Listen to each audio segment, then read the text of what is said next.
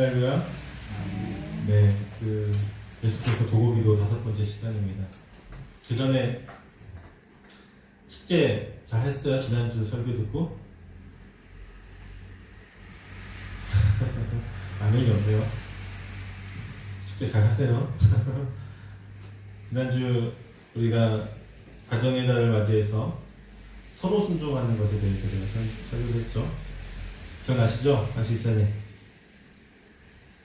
예, 그렇죠. 기억나셔야 돼요. 서로 순종하는 건데, 서로 순종하기 위해서 제가 3가지를 얘기했어요. 기억나세요? 낮은 자의 모습으로 듣기, 2번째는 공감하기, 3번째는 행하라 했는데, 그것은 단순히 가족 사이뿐만 아니라 그리스도의 공동체인 이 교회도 마찬가지입니다. 사실은 그리스도 안에 있는 모든 관계는 바로 이 서로 순종이라는 것이 기본 원리가 되어져야 돼요. 그것이 가장 잘 이루어져야 되는 곳이 바로 가정이어야 되고 또 교회가 돼야 됩니다. 그러한 마음으로 서로를 섬기면서 순종하면서 나아가는 저와 여러분 되시길 축원합니다. 우리가 기도를 이야기할 때 기도는 호흡이다. 기도는 하나님과의 대화다. 기도는 그리스도의 특권이다. 또 기타 등등 기도에 관한 매우 친근하고 유익한 말들을 많이 듣습니다. 그래서 이런 말들은 뭐예요? 기도를 강조하고 기도를 해야 한다는 거잖아요. 그렇죠? 호흡처럼 해야 되는 거고, 그렇죠? 하나님과 대화하듯이 자연스럽게 해야 되는 거고, 날마다 해야 되는 거고, 강조를 하는 거죠. 그만큼 신앙의 중요한 요소이기 때문이지만 반대로 우리 시대가 그만큼 기도에 대해서 소홀하다는 것을 보여주는 반증이기도 합니다. 얼마나 기도를 잘 안 하고 소홀히 하면은 기도는 호흡해야 된다, 기도는 대화다, 기도는 특권이다 이러면서 계속 강조를 할까요? 여러분은 어떠십니까? 기도의 중요성을 알고 있는 것만큼 기도를 하고 계십니까? 기도를 하지 않는다는 것은요, 한마디로 얘기하면 유물론적인 세계관을 가지고 있다는 것입니다. 즉 눈에 보이는 현실 세계 외에는 그 어떠한 것도 존재하지 않는다는 생각 혹은 그러한 믿음을 가지고 있는 사람만이 사실은 기도를 안 하고 살 수 있습니다. 때문에 그 반대의 세계관을 가지고 있는 신자들, 그들은 반드시 기도를 해야만 합니다. 우리 눈에 보이지 않는 세계가, 우리 눈에 보이지는 세계가 다가 아니라 보이지 않는 세계, 또 알 수 없는 세계가 있다는 것을 믿고 있기 때문에 기도할 수밖에 없는 것이죠. 결국 기도하지 않는 신자는 자신이 이미 유물론적인 세계관에 깊이 빠져있는 것은 아닌지 스스로를 좀 돌아보아야 해요. 만약 그렇다고 한다면 그는 이미 상당히 하나님의 존재에 대하여서도 희미한 믿음을 가지고 있을 가능성이 매우 높습니다. 즉 기도하지 않는 신자는 여러 가지 핑계를 대죠. 바빠서 아니면 여러 가지 이유가 있겠죠. 이유가 있는데 진짜 궁극적인 이유는요, 믿지 않기 때문에 가능성이 굉장히 높다는 것이죠. 믿지 않기 때문에. 믿으면 당연히 기도할 수밖에 없어요. 저는 우리 세운교회 모든 성도들이 이번 기도에 관한 주제 설교를 통해서 적어도 저는 기도하는 습관을 가질 수 있기를 소망합니다. 더불어서 한 가지 더 바라는 것이 있다면 하나님 앞에서 바른 기도를 드리는 것이죠. 바른 기도. 이것은 기본적인 기도하는 태도와 기도의 내용, 마지막으로 기도한 이후의 삶을 모두 가리키는 것입니다. 즉, 이 3가지 모두가 바르게 이루어져야지만 우리는 하나님께 바른 기도를 드렸다고 말할 수가 있게 되는 것이죠. 기도하는 것, 여러분 어떻습니까? 쉽습니까? 어렵습니까? 우리 날마다 사실은 기도하지 않을 만한 핑계를 수백 가지 대고 있지 않습니까? 그러나 저와 여러분이 정말로 하나님의 살아계심을 믿는다면, 살아계신 하나님이 역사하심을 믿는다면 지금 우리는 기도해야 합니다. 믿음으로 기도해야 합니다. 특별히 오늘 본문의 다니엘의 기도는요, 우리에게 기도하는 자의 자세와 태도를 정말 잘 가르쳐주고 있습니다. 우리는 기도할 때, 특히나 급한 기도나 혹은 중요한 기도를 할 때 무작정 무릎을 꿇고 기도하기 바쁜 모습을 보입니다. 하나님의 은혜를 구해야 한다는 다급한 마음이 앞선 나머지 아무런 생각이나 준비 없이 그냥 무작정 무릎을 꿇는 것이죠. 하지만 본문에서 다니엘의 기도를 보면 다니엘은 그렇게 기도하지 않았습니다. 그는 우리보다 훨씬 더 경건하고 하나님 앞에서 의로운 사람이었음에도 불구하고 절대로 그냥 무준비한 모습을 기도하지 않았다는 것입니다. 그는 아무리 급하고 중요한 기도라고 할지라도 그냥 하나님께 나아가지 않았습니다. 그는 하나님 앞에 나아가 기도하기 전에 충분할 정도로 자신을 다스리고 준비하는 것을 보여주죠. 단순히 몸을 전갈하는 것뿐만 아니라 그는 자신이 하나님 앞에서 할 수 있는 최선으로 몸과 마음을 정결케 하여서 모든 준비를 마친 이후에야 하나님께 기도를 드리는 것을 볼 수 있습니다. 다니엘은 그가 하나님께 나아가 포로 생활을 하는 민족들을 위해 기도할 때에 먼저 세 가지를 준비함을 통해서 자신의 몸과 마음을 정결케 합니다. 그런데 앞서 우리가 보았던 에스라라든지 아니면 느헤미야처럼 금식을 선언하고 있죠. 금식을 하고 있습니다. 금식은 온전히 자신을 낮추고 자신의 생명마저도 주님께 맡겨드리는 것으로 전적으로 주님만을 의지한다는 것을, 오직 주님만을 붙잡겠습니다라고 하는 의지를 보여주는 것이죠. 기억나시죠? 계속해서 세 번째 얘기하는 겁니다. 그리고 다니엘은 베옷을 입고 재를 덮어 쓰게 됩니다. 다니엘이 지금 입은 옷은요, 베옷은 우리가 알고 있던 신약 성경에 나오는 세마포로 만든 옷, 즉 이스라엘 사람들이 일반적으로 입었던 그런 베옷이 아니라 염소나 낙타 털로 만든 옷이었습니다. 굉장히 거친 옷을 가지고 있어요. 이 옷은 주로 애통하거나 회개 또는 금식할 때 입었던 옷이거든요. 그러니까 일상복으로 입었던 것이 아니라 애통하거나 어떤 회개할 때 또는 어떤 금식할 때, 즉 이걸 입으면 어떤 거예요? 괴로운 거예요. 내 괴로운 마음을 표현하기 위해서 입기도 하고, 내 괴로운 마음뿐만 아니라 괴로운 상황에서도 입기도 하고, 하나님께 나를 더욱더 굽히기 위해서 입기도 하고, 그런 의도로 만들어진 옷인 거죠. 절대 편안한 옷이 아닙니다. 우리 가끔 이제 옛날에, 지금은 하지 않죠. 옛날에는 철야 예배를 하거나 아니면 밤에 교회 와가지고 철야 기도하시는 분들 어떻게 입고 와요? 정갈하게 입고 오시나요? 밤에? 아니죠. 가장 편안한 모습을 입고 와가지고 기도하다가 바로 서로 자기도 하고 가장 편안한 모습으로 하는데, 다니엘은 그렇게 하지 않았다는 거죠. 기도하는 내용, 기도하는 분량, 얼마나 오래 기도하냐, 많이 기도하냐, 기도를 어떻게, 그것도 중요하긴 하겠지만 다니엘은 그것뿐만 아니라 기도하기 전의 모습과 기도하는 그 상황의 내 모습도 중요했던 거예요. 하나님 앞에 이거 어떻게 해야 돼요? 결코 흐트러지지 않기 위해서였던 거죠. 또한 재를 뿌리는 것은 전형적인 애도의 표시였습니다. 즉 지금 다니엘은 하나님 앞에서 금식을 하면서 자신의 민족을 위한 애도의 마음으로 기도를 드리려고 하는 거예요. 애통하는 마음, 애도하는 마음. 우리가 애도를 언제 하죠? 네, 어떤 분이 소천하시거나 누군가가 이제 부재했을 때에 애도를 하잖아요. 그때 사실 죄를 부리는데 그 마음으로 지금 이스라엘을 보고 있는 거예요. 멸망한 이스라엘이 사망한 사람과 똑같은 거죠. 다니엘의 이러한 기도 준비의 모습은 우리가 하나님께 기도를 드리기 전에 어떠한 모습으로 나아가야 하는지를 정말로 잘 가르쳐주고 있습니다. 그는 금식을 통해서 절대적으로 하나님만을 의지하겠다는 뜻을 나타내면서 배옷과 재를 머리에 뿌림으로 자신의 민족이 지금 처한 모습과 그들에 대한 자신의 애절한 마음을 표현하고 하나님께 나아갈 자신의 이러한 모습을 보여주고 있습니다. 물론 우리가 생각해야 될 것은 하나님께서는 다니엘이 굳이 이러한 준비를 하지 않았더라도, 그렇죠? 굳이 다니엘이 붉은 베옷을 입고 머리에 재를 뿌리고 금식을 통해서 자신을 힘겹게 하고 그런 모습을 하지 않을지라도 그의 간청을 들었을까 안 들었을까요?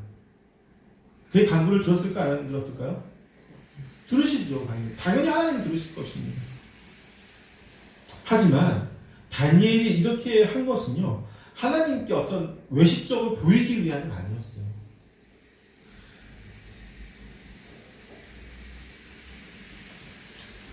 외식적으로 하나님 앞에 거룩한 척하고 또 사람들 앞에 내가 이렇게 거룩하게 기도를 드린다는 것을 보여주려고 하는 바리새인들과 같은 그런 모습이 아니었거든요. 그는 자신의 마음을 더 다잡는 위해서 이렇게 한 거예요. 더 간절하게, 더 내 마음을 간절하게, 강하게, 확고하게 붙잡기 위해서. 즉, 하나님에게 보이기 위한 그런 외식적인 기도가 아니라, 나를 어떻게 하면 내가 더 열심히 주님께 기도하고, 어떻게 하면 내가 더 간절하게 주님께 기도하고, 어떻게 하면 내가 나를 더 하나님 앞에 온전히 내어드릴 수 있는지를 고민하면서 이렇게 준비한 거라는 거죠.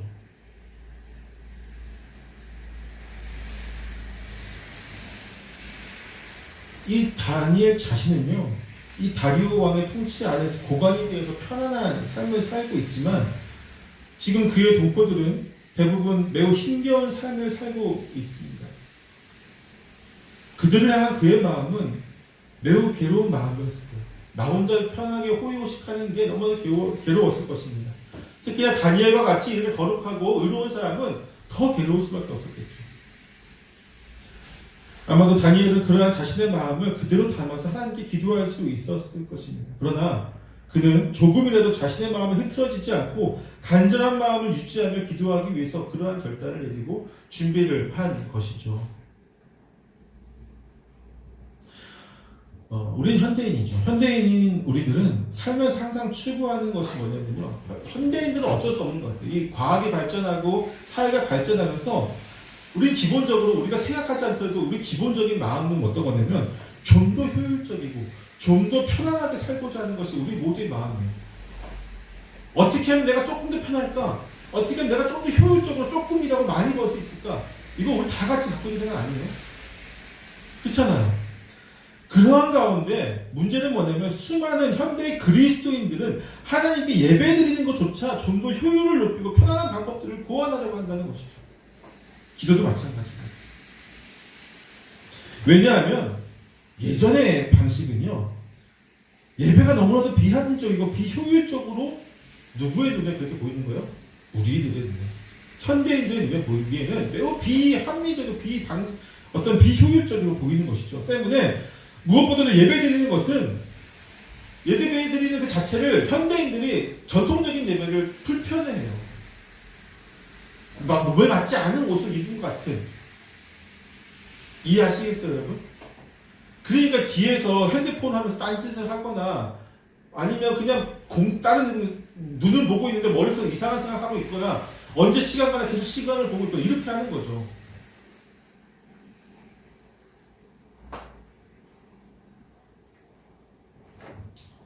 때문에 수많은 다양한 예배 방법들이 전통적인 예배를 대체하려고 합니다. 사랑하는 성도 여러분, 이러한 다양한 시도들을 통해서 예배자는 매우 편하게 예배를 드릴 수 있게 되었습니다. 즐겁게 예배를 드리고 기쁘게 예배를 드리고 축제의 예배를 드리게 되었습니다. 그렇다면 하나님도 우리와 같이 기뻐하고 우리가 즐거움이 된 것으로 끝날까요? 어떻게 생각하세요? 온라인 예배를 드리고 어떤 축제 예배를 드리고 뭐 경배 찬양 예배를 드리고 뭐 추구자 예배를 드리고 다양한 예배들이 시도가 있잖아요. 그런 예배를 드릴 때에 우리는 우리 몸에 맞으니까 즐겁게 할 수 있어요. 찬양을 좋아하는 사람은 경배와 찬양 예배를 드리겠죠. 1시간, 2시간 동안 찬양 부르다가 설교 잠깐 듣고 또 기도하고 뭐 그런 것으로 자기 기분이 많이 업되면 또 즐거워할 수 있고. 근데 정말 하나님이 원하실까요?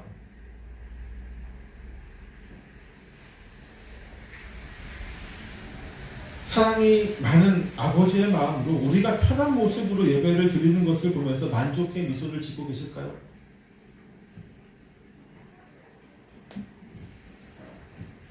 하나님의 정한 방법이 아닌 방법으로 예배를 드리는데 그것이 정말 하나님 기쁘시게 할 수 있을까요? 하나님이 알려주신 예배의 방법은요, 우리가 하나님께 나아가 은혜를 입어 구원에 이르는 가장 효율적이고 능력 있는 방법입니다. 여러분, 우리가 하나님보다 더 뛰어날 수 없잖아요.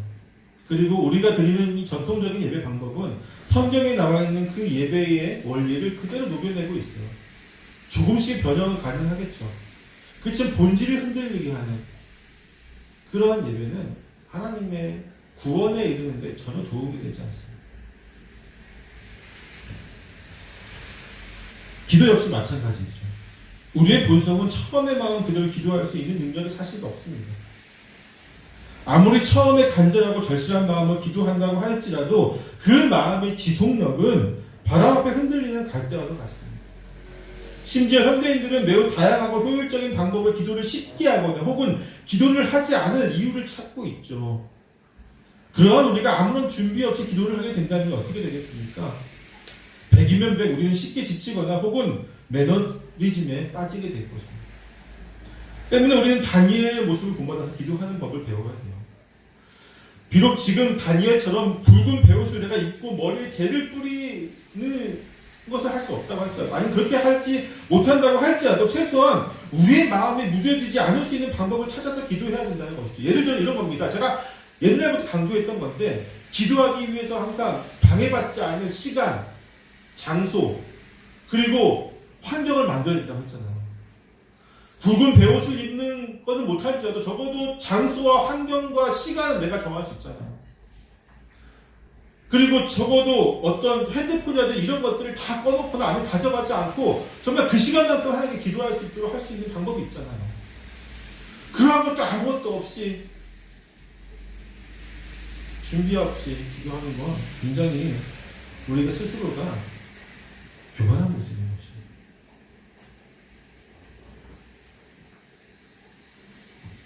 그런 준비가 되었을 때에 다니엘은 또 기도하기 시작합니다.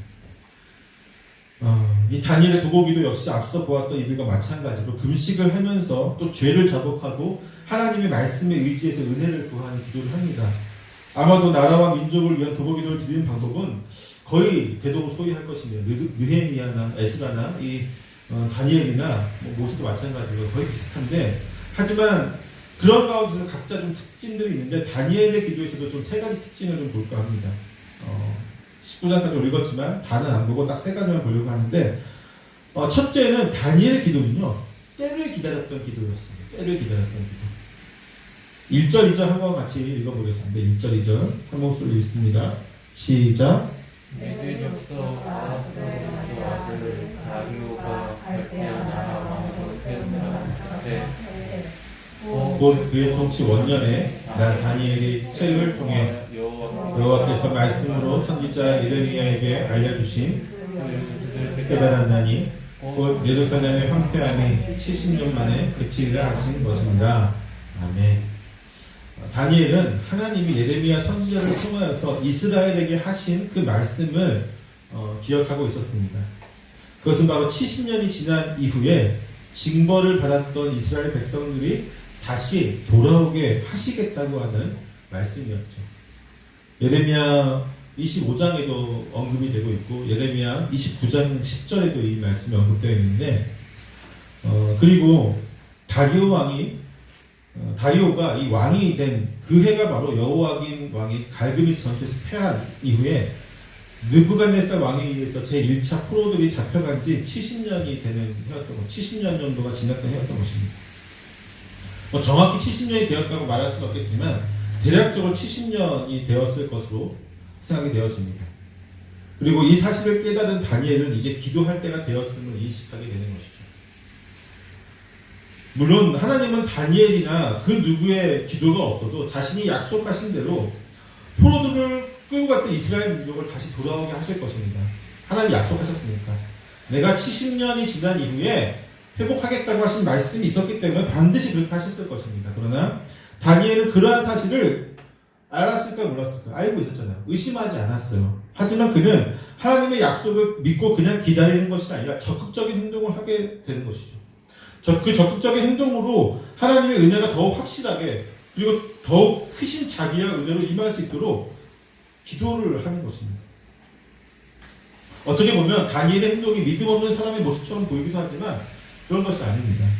오히려 다니엘은 성숙한 믿음을 보여주고 있는 것입니다. 그는 아직 하나님의 때를 기다리는 것으로 믿음을 보여주었죠.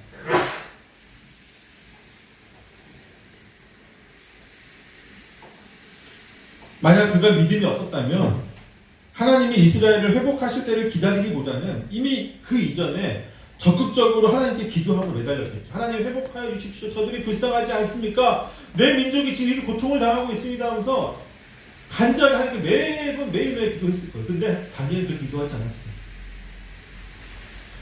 하나님의 징벌의 때가 아직 끝나지 않았던 것을 알기 때문이죠.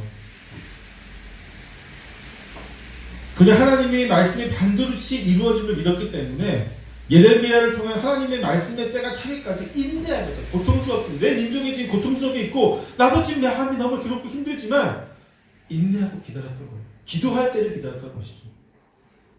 그리고 마침내 그 연한이 다 되어 포로 귀환의 시간이 임박하자 그는 적극적으로 기도함으로써 믿음으로 하나님의 역사를 바라보게 되는 것입니다. 오히려 그는 더욱 확신을 가지고 기도할 수 있겠죠. 그냥 막연하게 기도하는 것이 아니라 하나님 약속의 때가 되었으니까 더욱 확실한 믿음을 가지고 기도할 수 있게 되는 것입니다. 기도한다는 것이 하나님께 때를 쓰는 것처럼 되어서는 안 됩니다. 그것은 어린아이와 같은 행동이죠. 그리고 만약 자신의 아이를 정말로 사랑하는 성숙한 부모라고 한다면요, 아이에게 때 쓰는 것에 항상 좋은 긍정적인 대답을 주지는 않습니다. 왜냐하면 아이의 때 쓰는 것에 대해서 항상 긍정적인 응답을 주게 되면 그 아이는 절대로 성숙해질 수 없다는 사실을 부모는 잘 알고 있기 때문이에요. 그래서 모든 부모는 아이가 때와 상황에 맞고 필요한 것을 구할 때 더욱 좋은 응답을 주죠. 그리고 이를 통해서 자녀가 더욱 성숙한 모습을 보이는 것을 부모는 자랑스럽게 생각합니다. 우리 세운교회 성도들과 저 역시도 상황을 보면서 믿음의 눈으로 기도할 수 있는 저희들이 되기를 소망합니다. 떼쓰는 기도가 아니라 무조건 달라고 하는 기도가 아니라 하나님 앞에 그의 영광과 또 주의 나라와 또 상황과 때와 그 모든 상황을 보면서 믿음으로 무엇을 구해야 될지를 우리가 알고 구하는 정말 믿음의 성숙한 모습을 기도할 수 있는 정말 그런 저와 여러분 되시길 축원합니다. 18절 한번 읽어볼까요? 18절 시작. 나의 하나님이여 귀를 기울여 들으시며 눈을 떠서 우리의 황폐한 상황과 주의 이름으로 일컫는 성을 보옵소서. 우리가 주 앞에 간구하옵는 것은 우리의 공의를 의지하여 하는 것이 아니요 주의 큰 긍휼을 의지하여 함이니이다. 아멘. 죄를 자복하고 황폐하고 힘겨운 상황을 고하는 것은 다른 이들의 기도와 큰 차이가 없지만 그는 여기에 하나를 덧붙입니다. 그는 우리의 공의가 아닌 하나님의 긍휼을 의지하면서 기도를 하죠. 간구하고 있습니다. 그는 인간의 공의가 없다는 것을 알고 있어요. 인간은 어떠한 공의도 없다는 것을 알고 있는 것이죠. 그는 인간의 그 어떠한 의로운 행위도 그 어떤 선행도 하나님 앞에서 공의로움을 내세울 수 없다는 사실을 잘 알고 있습니다. 여러분, 우리가 예배를 많이 드리는 것이, 예배를 온전히 드리는 것이 공의가 될 수 있을까요? 내가 주님, 우리가 나중에 정말 예수님 앞에 섰을 때에 내가 주님 예배를 다 참석했어요. 심지어 내가 예배 모든 참석을 하고 예배의 모든 시간들 집중하고 경건한 마음으로 온전히 다 드렸습니다. 이것이 나의 의가 되어줄 수 있을까요? 안 된다는 것이죠. 심지어 주님 나는 헌금도 맨날 했고 가난한 자를 돕기도 했고 주님 말씀대로 살려고 다 했습니다. 그것이 우리의 의로움이 될 수 없어요.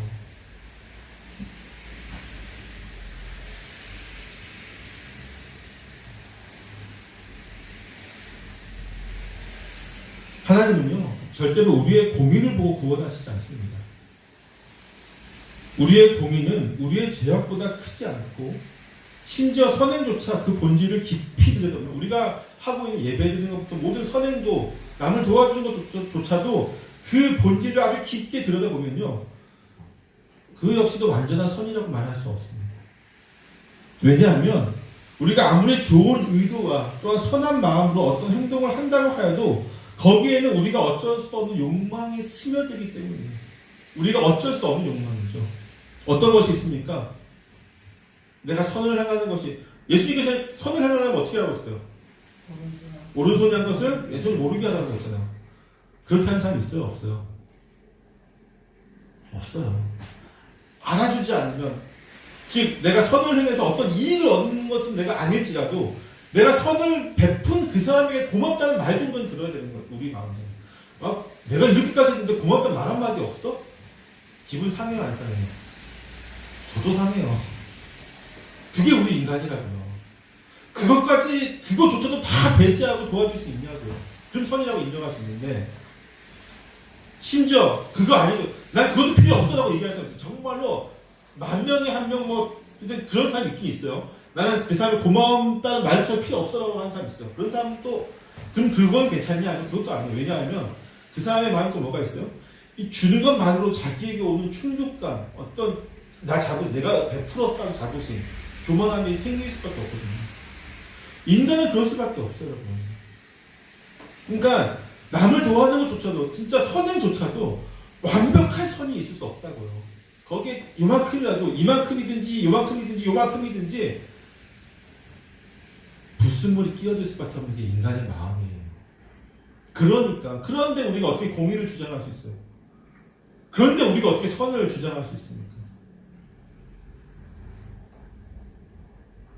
하지만 교만한 인간은요, 자신의 의로움을 조금이라도 다른 사람들에 나타내고자 하죠. 그게 우리의 모습이죠. 선을 나타낼 수 없는데, 하나의 공의를 주장할 수 없음에도 불구하고 우리는 공의를 주장해요. 우리는 10만큼의 의로움을 행하였다면 사람들한테 얘기할 때 어떻게 얘기해요? 10만큼만 얘기해요? 5만큼만 얘기해요? 아니에요. 대부분 사람들이 20, 30, 100을 얘기합니다. 부풀려서 얘기를 하죠. 심지어 우리는 하나님 앞에까지 가서도 자신의 의로움에 대한 대가를 요구하는 것이 우리의 교만한 인간입니다. 그 의로운 행동에 대한 어떤 악의가 존재한다고 할지라도 결과적으로 의로운 행동이 되었다는 주장을 하면서, 결과적으로 그게 의롭지 않습니까? 라고 하는 그런 주장을 하면서 하나님께 당당하게 내 구원을 요구하는 것이 우리 인간의 모습이에요. 그것이 알미니안주의고, 그것이 저 로마 카톨릭이 얘기하는 구원입니다. 때문에 공의로 구원을 얻는다고 말하는 모든 사람들은요, 모두 하나님 앞에서 당당하게 거래를 하려고 하는 매우 교만한 인간이라고 하는 결론을 내릴 수밖에 없는 거예요.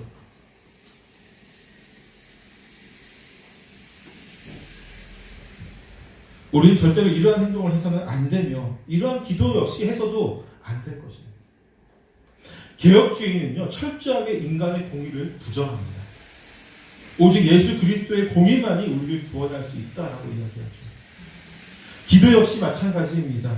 오직 하나님의 자비와 긍휼에 기대어 기도해야만 합니다. 비록 하나님께 요구하는 것이 너무나 당연한 상황이고, 하나님께서 그 기도에 응답하는 것이 하나님의 작정이고 뜻임에도 불구하고 그런 상황이라고 할지라도 우리는 당당하게 요구하는 것이 아니라 그의 긍휼하신 베풀어 주심을 간절히 바라면서 기도를 해야 되는 것이죠. 우리는 그 무엇도 사실 하나님 앞에 당당하게 요구할 수 있는 자격이 없어요. 구원은 또 마찬가지고요. 기도하는 모든 내용이 마찬가지예요. 우리가 다 하나님께 구하는데 다 하나님 것이잖아요. 그렇죠? 이 세상 모든 것, 심지어 나조차도 하나님 것이에요. 근데 우리가 그 하나님 것을 달라고 어떻게 당당하게 요구할 수 있어요? 누구의 마음이에요? 주는 자의 마음이잖아요. 주는 자의 마음. 아무리 그 주는 자의 마음이 한없는 사랑과 한없는 은혜를 가지고 있는 분이라고 할지라도 그 앞에 당당하게 요구하는 것은 우리가 너무나 교만한 모습 아니겠습니까?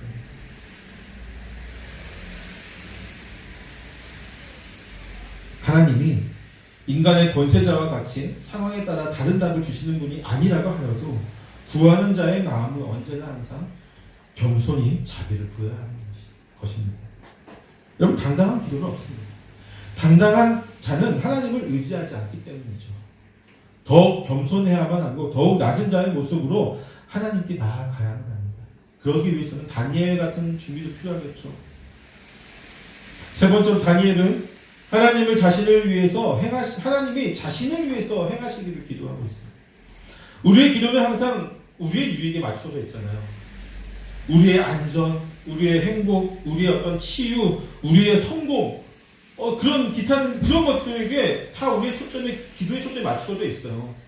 그게 자녀를 위한 것이든, 나를 위한 것이든, 이웃 사람을 위한 것이든, 하여튼 기준이 우리라는 거죠. 인간이라고 하는 것이죠. 사실상 너무도 유치하고 어린아이 같은 기도입니다.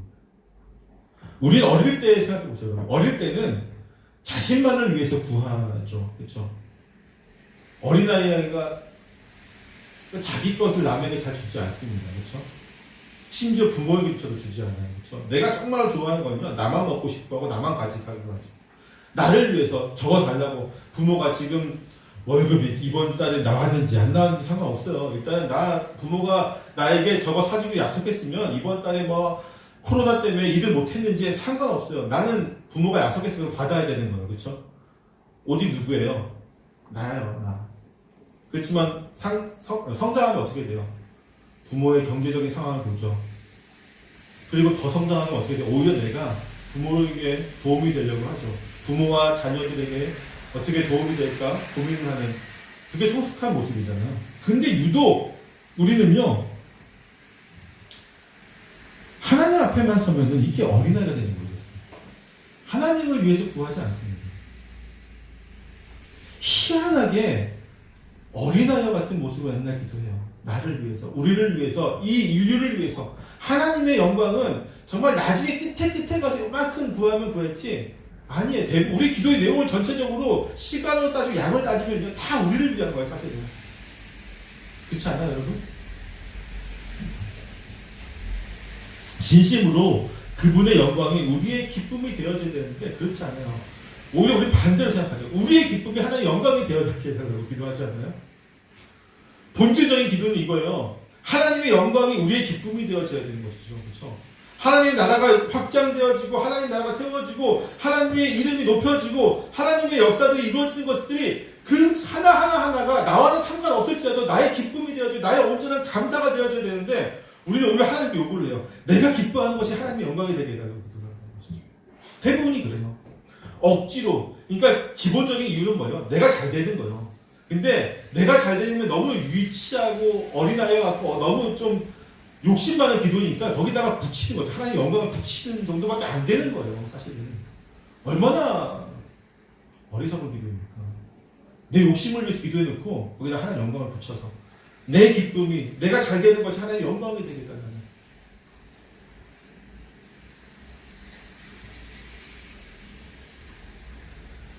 지난주에 설교하였던 에스라의 경우는 본문의 다니엘처럼 직접적으로 주님을 위해 하시옵소서라고 기도하지는 않았지만 그는 하나님이 지키실 것을 믿고 그로 인해서 하나님의 이름이 만방에 알려지고 하나님의 하나님 되심이 나타나게 될 것을 기대함으로 그 왕의 호위병들을 거절하고 하나님의 그 안전하심, 하나님께서 안전하게 보호하심을 기도하였습니다.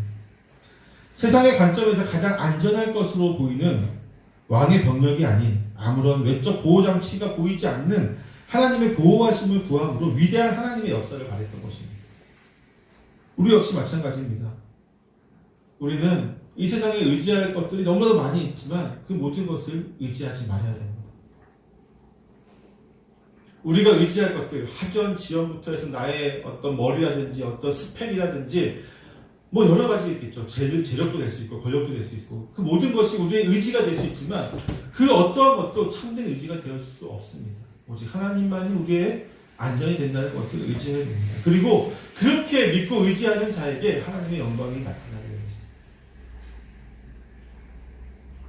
비록 우리는 우리를 위하여 구하는 매우 이기적이고 어린아이와 같은 모습을 기도하지만 하나님은 그것조차 자신의 영광을 만드시며 영광을 받으십니다. 하지만 하나님께서는 그렇게 하시겠지만 우리가 하나님의 영광을 구한다면 그분은 사실 더욱 기뻐하지 않겠습니까?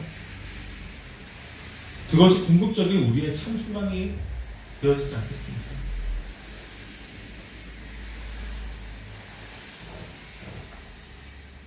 다니엘 기도의 매우 특징적인 모습이 나타나는 것이 무엇이냐면 아까 우리가 읽었던 23절 말씀이었습니다. 23절에 보면요 이렇게 얘기하고 있어요. 가브리엘 천사가 나타나서 다니엘에게 이렇게 이야기합니다. 곧 내가 기도를 시작할 즈음에 명령이 내렸으므로 이제 내게 알리려 왔느니라. 너는 크게 은총을 입은 자라. 그런즉 너는 이 일을 생각하고 그 환상을 깨달을지니라. 하나님은 다니엘의 기도가 시작할 즈음에 이미 응답을 주셨어요. 그러니까 하나님 관점에서는 이미 70년 전에 내가 회복할 것이라고 말씀해 주셨고 다니엘이 기도할 것도 알고 계셨고 그렇죠? 그리고 이미 그때 응답을 다 가지고 계셨다는 말씀. 즉 하나님의 응답은 우리가 기도가 적실하기만 하다면요, 우리가 기도를 하려고 마음 먹은 순간에 이미 하나님께서는 응답할 준비를 하고 계시는 거예요. 굳이 내가 기도하지 않아도, 물론 기도해야 되겠지만 이미 하나님의 응답은 준비되어 있어요. 그 기도가 적실하다면. 물론 기도를 해야 되겠지만 결국 때를 기다려서 하나님의 긍휼을 받은 다니엘의 기도는 하나님의 즉각적인 응답이라는 어떤 결과를 받게 되죠. 우리가 하는 기도는 어떤 응답이 이루어집니까? 어떤 기도는 장기적인 연한을 두고 기도해야만 할 때도 있습니다. 주로 어떤 것이에요? 자녀라든지 어떤 가정의 안녕이라든지 뭐 그런 것들은 또 교회를 위해서 기도하는 것들은 장기적으로 평생 기도해야 되겠죠. 하지만 어떤 기도는 즉각적인 어떤 긴급함을 요하는 기도들이 있습니다.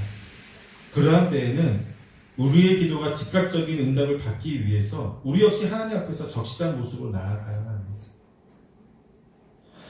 다음 주에는 이 응답받는 기도에 대해서 한번 해보려고 하는데, 여러분, 우리는 무엇보다도 모든 것을 다 떠나서 오늘 말씀 속에서 우리가 기억해야 될 것은 믿음으로 기도했다는 것이죠. 다니엘은 예레미야의 그 책을 보면서 이랬구나가 넘어가지 않았던 거예요. 무슨 얘기인지 아시겠어요? 예레미야를 보면서 70년 하나님께서 약속하셨구나, 그걸 믿음으로 받았다고요. 이 바벨론의 포로로 끌려온 사람이 다니엘밖에 없을까요? 아니잖아요. 수십만 명의 그런 수백만의 그런 이스라엘 사람도 있을 텐데 그 중에 다니엘을 포함한 일부만이 이것을 믿고 기도했다고요. 그리고 하나님은 그들의 기도를 통해서 역사하셨습니다. 지금 우리가 기도해야 될 때고 제가 계속 얘기하는데, 기도해야 될 때 우리는 하나님의 때와 응답과 역사를 믿고 기도해야 되겠죠. 그런 저와 여러분 되시기를 축원합니다. 기도하겠습니다.